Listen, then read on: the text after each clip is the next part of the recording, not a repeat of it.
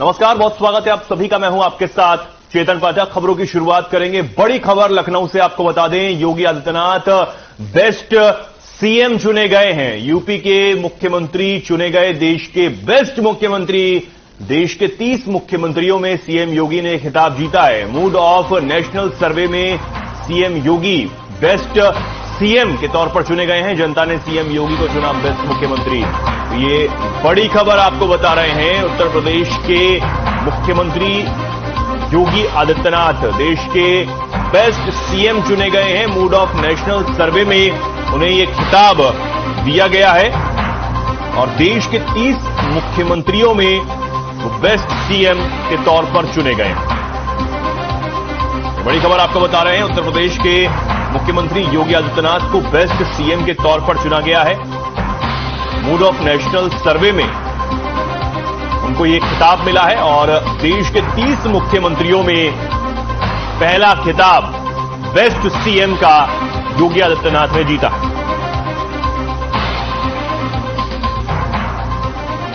बड़ी खबर आपको बता रहे हैं। सीएम योगी को बेस्ट सीएम चुना गया है। देश के 30 मुख्यमंत्रियों में से वो बेस्ट सीएम के तौर पर चुने गए हैं। ये बड़ी खबर इस वक्त की निकलकर सामने आ रही है। मूड ऑफ नेशनल सर्वे में सीएम योगी बेस्ट मुख्यमंत्री के तौर पर चुने गए।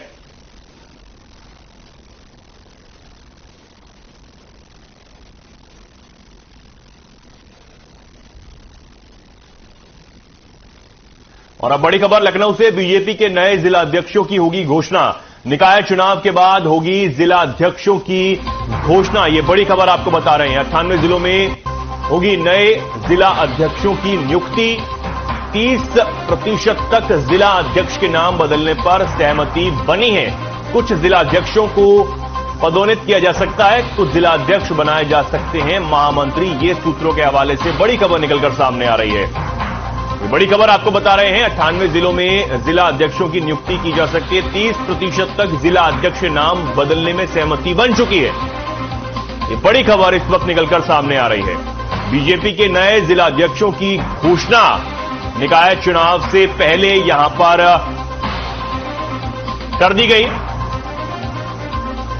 30% तक जिला अध्यक्षों को महामंत्री के रूप में बनाया जा सकता है।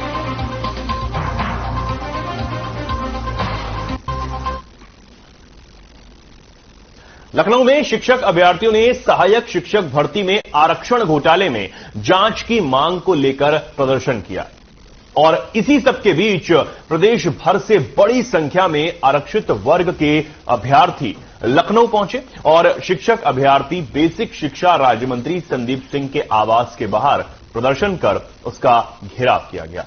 इस दौरान पुलिस ने प्रदर्शन कर रहे कई शिक्षक अभ्यर्थियों को हिरासत में भी लिया। बता दें कि छात्र बेसिक शिक्षा मंत्री से लगातार मिलने की मांग कर रहे थे, जिस पर 5 सदस्यीय प्रतिनिधि मंडल को मुलाकात करने की अनुमति दी गई। जिसके बाद 5 सदस्यीय प्रतिनिधिमंडल से बेसिक शिक्षा मंत्री से मुलाकात करने के लिए पहुंचे। मंत्री संदीप सिंह ने 5 सदस्यीय डेलीगेशन से मुलाकात की। मुलाकात के बाद मंत्री ने डेलीगेशन को जांच का आश्वासन दिया। बेसिक शिक्षा मंत्री ने अभ्यर्थियों से 20 दिन का समय जांच के लिए मांगा है। मंत्री के आश्वासन के बाद अभ्यर्थियों ने धरना प्रदर्शन खत्म कर दिया है।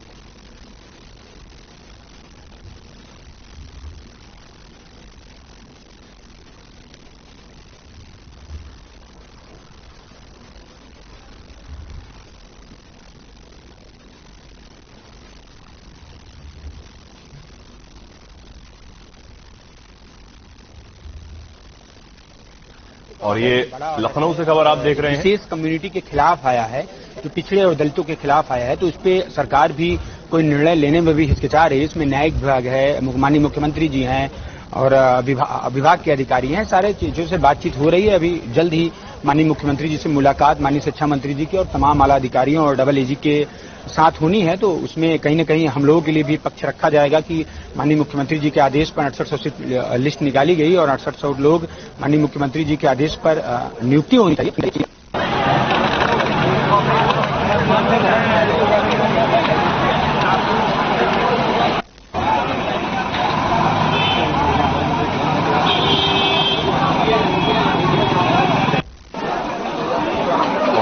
लखनऊ से खबर आप देख रहे हैं। शिक्षा मंत्री ने जांच के लिए आश्वासन दे दिया है और 20 दिनों का समय मांगा है।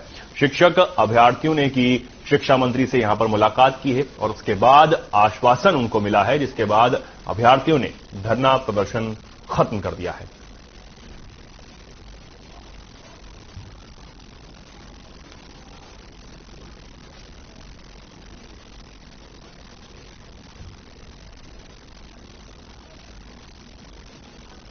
हमारी दो महिलाएं थी, हम 3 भाई थे और हम लोग की जो मांग थी उस मांग पर माननीय शिक्षा मंत्री जी ने अपनी वो जताई कि नहीं, हम इस मांग को लेकर के, चूंकि एक ऑर्डर ये बड़ा ऑर्डर है और एक विशेष कम्युनिटी के खिलाफ आया है, जो पिछड़े और दलितों के खिलाफ आया है, तो उस पर सरकार भी कोई निर्णय लेने में भी हिचकिचा रही है। इसमें न्यायिक विभाग है, माननीय मुख्यमंत्री जी हैं और विभाग के अधिकारी हैं, सारे चीजों से बातचीत हो रही है। अभी जल्द ही माननीय मुख्यमंत्री जी से मुलाकात माननीय शिक्षा मंत्री जी की और तमाम आला अधिकारियों और डबल एजी के साथ होनी है, तो उसमें कहीं न कहीं हम लोगों के लिए भी पक्ष रखा जाएगा कि माननीय मुख्यमंत्री जी के आदेश पर 6800 सीट लिस्ट निकाली गई और 6800 लोग माननीय मुख्यमंत्री जी के आदेश पर नियुक्ति होनी चाहिए।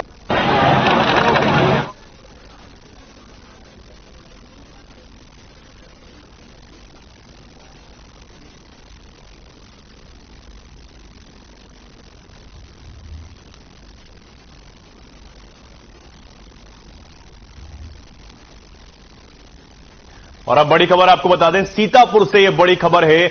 माफिया अतीक अहमद का भाई अशरफ सीतापुर की सीमा पर पहुंचा है।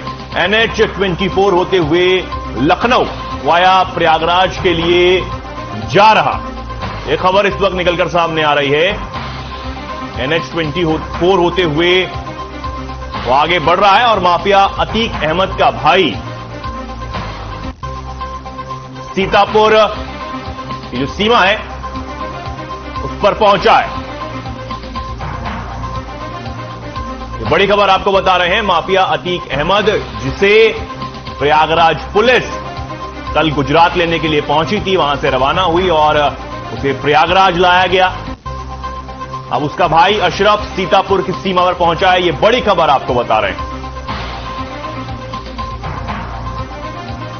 NH 24 होते हुए लखनऊ आया प्रयागराज जा रहा है। यह बड़ी खबर इस वक्त की निकलकर सामने आ रही है। NH 24 होते हुए लखनऊ आया प्रयागराज वो जा रहा है। उसका भाई अशरफ अब सीतापुर सीमा पर पहुंचा है। यह बड़ी खबर इस वक्त निकलकर सामने आ रही है।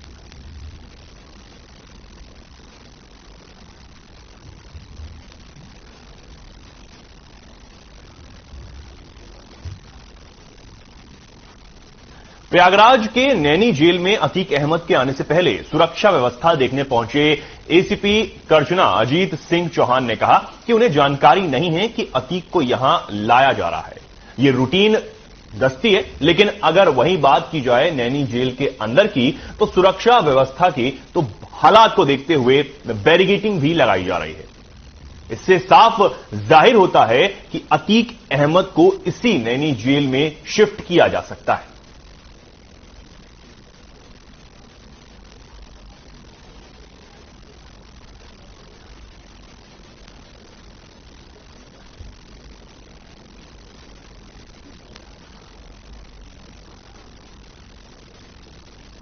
कुशीनगर के पंडरौना में 2 मासूम खेलते हुए अचानक 11,000 वोल्ट बिजली के तार की चपेट में आ गए।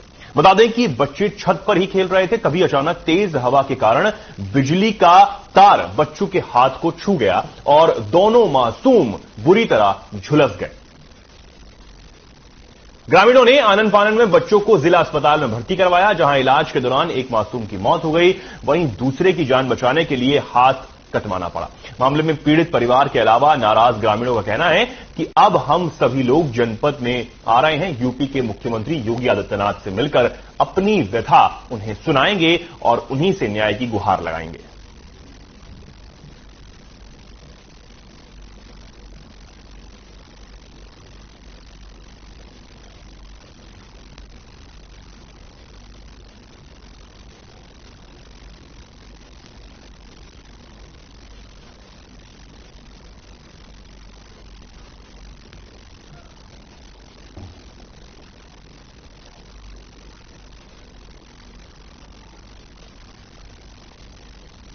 और कुशीनगर से खबर आप देख रहे हैं। इलाज के दौरान एक मासूम की मौत हो गई। आपको बता दें, छत पर बच्चे खेल रहे थे, तभी एक 11,000 वोल्ट का बिजली का तार बच्चों को छू गया, जिसके बाद बच्चे बुरी तरह घायल हो गए।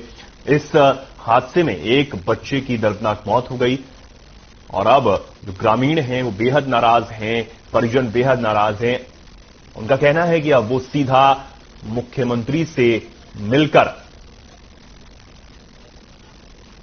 न्याय की गुहार लगाएंगे।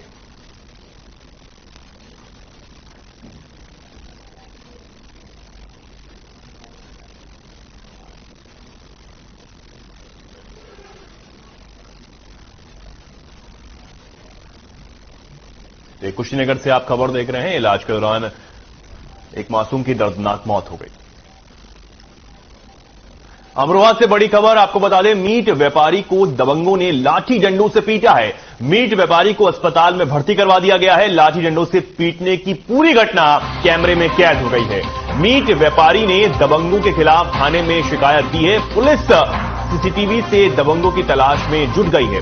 डिडौली कोतवाली क्षेत्र के इकबाल नगर की यह पूरी घटना बताई जा रही है। तो अमरोहा से बड़ी खबर आपको बता रहे हैं, दबंगों ने एक मीट व्यापारी को बुरी तरह पीटा है और अब उसका इलाज अस्पताल में जारी है। आपको बता दें कि इस पूरी घटना की जो फुटेज है वो अब सामने आई है। सीसीटीवी में पूरा मामला कैद हो गया है। तस्वीरें आप देख सकते हैं किस तरीके से दबंग है एक मीट व्यापारी को बुरी तरह लाठी डंडों से पीटते हुए दिखाई दे रहे हैं। अब पुलिस शिकायत के बाद सीसीटीवी कैमरे की जो फुटेज है उसको पुलिस ने हासिल कर लिया है। अब दबंगों की पहचान की जा रही है, जिसके बाद पुलिस आगे की कार्रवाई करेगी।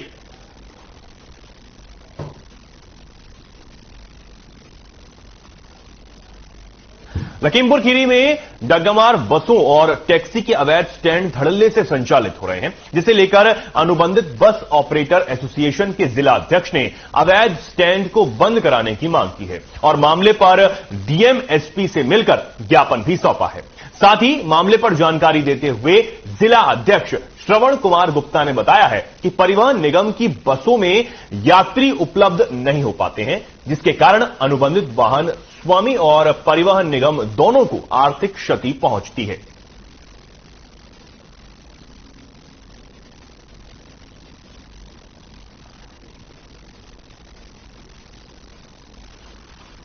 ज्ञापन देने इसलिए आए हैं, जिले से अवैध रूप से संचालित डग्गेमार बसों के विरोध में हम अनुबंधित एसोसिएशन के अध्यक्ष और हमारी सारी टीम ये संरक्षक हैं।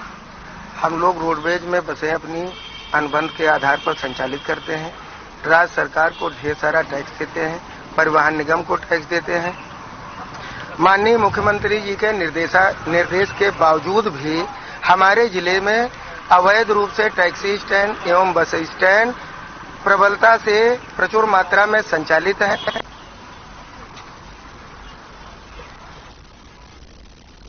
और अब बड़ी खबर आपको बता दें, कन्नौज से शॉर्ट सर्किट से कपड़े की दुकान में लगी भयंकर आग, लाखों का माल जलकर बुरी तरह राख हो गया है। आसपास के लोगों में हड़कंप मचा। मौके पर पहुंची फायर ब्रिगेड और स्थानीय पुलिस, कड़ी मशक्कत के बाद किसी तरह आग पर काबू पाया गया। दुकान में रखा लाखों का कपड़ा जलकर राख हो गया। थाना सौरिक रोड स्थित शिव शूट कलेक्शन में ये आग लगी है। ये बड़ी खबर आपको बता रहे हैं, लाखों का माल जलकर कपड़े की दुकान में राख हो गया है और मौके पर फायर ब्रिगेड और स्थानीय लोगों की मदद से किसी तरह आग पर काबू पाया है। बताया जा रहा है शॉर्ट सर्किट से इस दुकान में आग लगी है। कपड़े और सूट की दुकान थी, जिसमें बुरी तरह आग लगी और उसके बाद लाखों का माल दुकान में रखा राख हो गया। कन्नौज से तस्वीरें आप देख रहे हैं। यह दुकान थी जिसमें शॉर्ट सर्किट की वजह से बुरी तरह आग लग गई।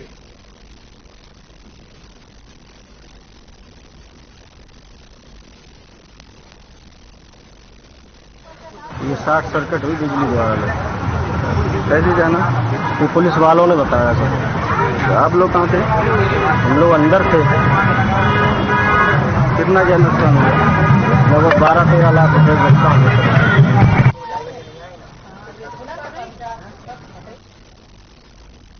और सीतापुर से बड़ी खबर आपको बता दें, जेल प्रशासन की बड़ी लापरवाही सामने आई है। सिपाही के सामने ही फरार हो गए कैदी को जिला अस्पताल में भर्ती करवाया गया। मेडिकल बी वार्ड में कैदी को करवाया गया था भर्ती। दूसरी शिफ्ट वाले पुलिसकर्मी थे नदारद। 15 जून 2022 को जिला कारागार में कैदी आया था। 429, 420, 467 और 41 की धाराओं में एक कैदी यहां पर बंद था।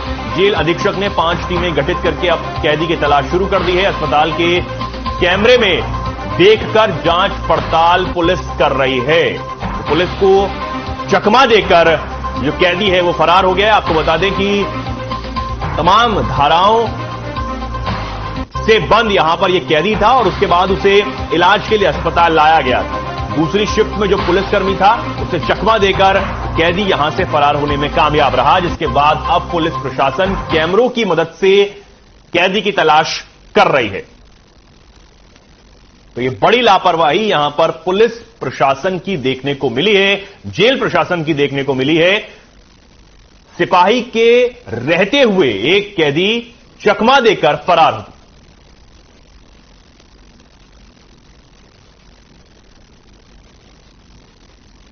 सीतापुर के सिंधौली कोतवाली इलाके के मोहल्ला बहादुरपुर में एक परिवार पर धर्म परिवर्तन करवाने का आरोप लगा है। गांव में निवास कर रहे देवी शरण के मकान में हिंदुओं को प्रलोभन देकर क्रिश्चियन धर्म में परिवर्तन का काम किया जा रहा था, जिसकी जानकारी मिलते ही विश्व हिंदू परिषद और बजरंग दल के नगर संयोजक अतुल तिवारी अपने कार्यकर्ताओं के साथ अचानक मौके पर पहुंच गए। पकड़े गए लोगों से काफी कहासुनी भी हुई। बजरंग दल के कार्यकर्ताओं की सूचना पर पुलिस भी मौके पर पहुंची और उसके बाद आगे की कार्रवाई की गई। तहरीर भी पुलिस को दी गई। पुलिस ने मुकदमा दर्ज कर जांच पड़ताल शुरू कर दी है। वहीं बजरंग दल के नगर संयोजक स्वयं अतुल तिवारी ने शासन प्रशासन से न्याय की गुहार लगाई है कि दोषियों पर कठोर से कठोर कार्रवाई कर उन्हें जेल भेजा जाए।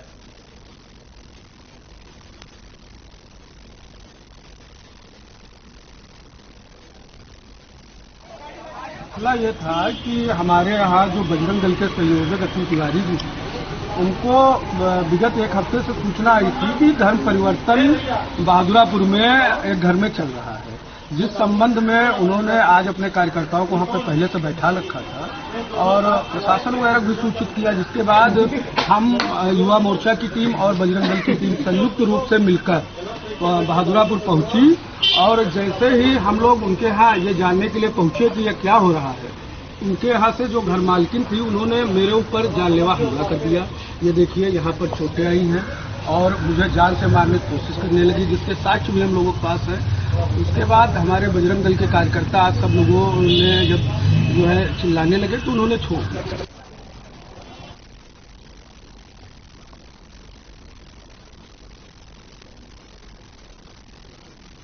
प्रयागराज के चर्चित उमेश पाल अपहरण कांड में 28 मार्च को फैसला सुनाया जा सकता है।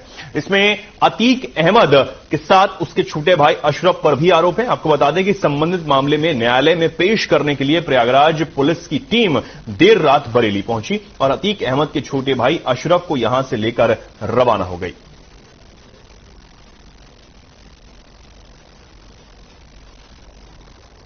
हमें डर था, हमने कोर्ट में मेंशन किया है, ये सारी बातें कोर्ट में मेंशन करी है। वो कह रहे हैं कि मैं नहीं जाऊंगा, बीपीआई हो गया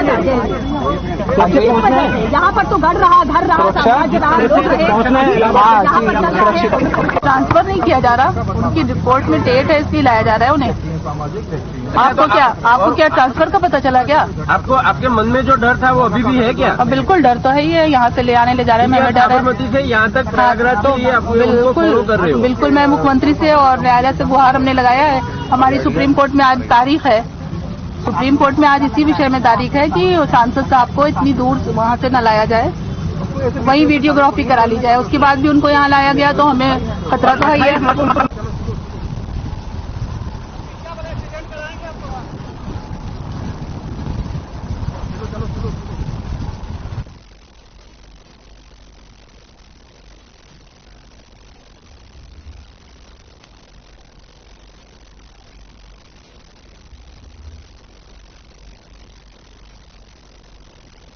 आपने सुना खतरा तो बना ही हुआ है। आपको बता दें कि प्रयागराज के चर्चित उमेश पाल अपहरण कांड में 28 मार्च को फैसला सुनाया जा सकता है और इसी मामले में माफिया अतीक अहमद को प्रयागराज पुलिस गुजरात लेने के लिए पहुंची थी और साथ ही साथ अब के छोटे भाई अशरफ पर भी इस केस में आरोप है और इसी के तहत पुलिस न्यायालय के समक्ष पेश करने के लिए अशरफ को भी बरेली लेने के लिए पहुंची।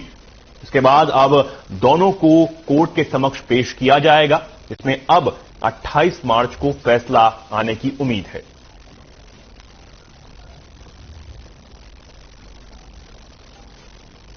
उमेश पाल अपहरण कांड, इसको लेकर यह केस जो है वो लंबे समय से जारी है। इसी को लेकर अब अतीक अहमद और उसके छोटे भाई अशरफ पर आरोप हैं और इन दोनों की पेशी अब कोर्ट के सामने होनी है, जिसे 28 मार्च को फैसला सुनाए जाने की उम्मीद भी अब जताई जाने लगी है।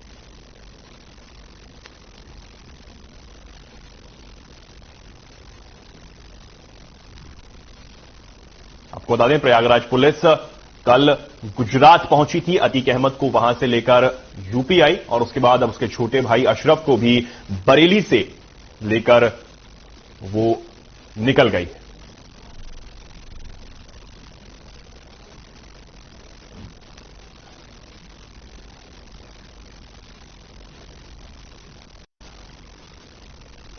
साहिबाबाद के शालीमार गार्डन में बीजेपी अल्पसंख्यक मोर्चा के प्रदेश कार्यकारिणी सदस्य रिजवान मीर के ऑफिस पर करीब 1 दर्जन लोगों ने हमला बोल दिया। हमला करने वालों में महिलाएं भी शामिल थीं। रिजवान मीर को बुरी तरह मारा पीटा गया और हमलावरों ने ऑफिस में लगे कांच के कैबिन में भी तोड़फोड़ कर दी।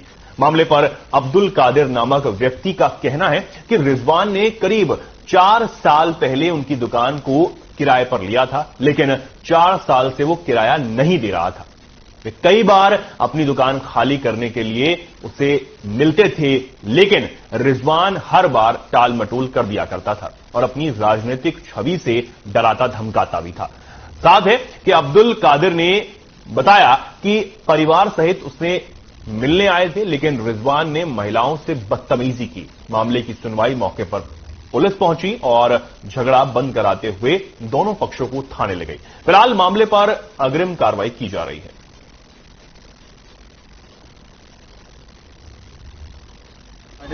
के क्षेत्र में सूचना प्राप्त हुई कि 2 पक्षों के विवाद हो रहा है। इस सूचना पर पुलिस द्वारा मौके पर पहुंचकर छानबीन की गई तो पता चला कि रिजवान अहमद और अब्दुल साबिर के बीच एक दुकान के स्वामित्व और किराए को लेकर विवाद था, जिसमें अब्दुल साबिर द्वारा सुनियोजित तरीके से भीड़ को एकत्र करके रिजवान अहमद के साथ मारपीट की गई। रिजवान अहमद से तहरीर प्राप्त करके अभियोग पंजीकृत कर लिया गया है। 4 अभियुक्तों को गिरफ्तार कर लिया गया तथा अन्य 6 अभियुक्तों की गिरफ्तारी के लिए दबिश दी जा रही है।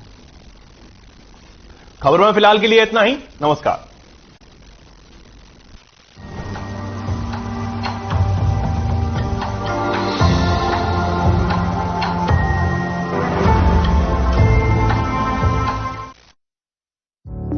Through constant innovation, the group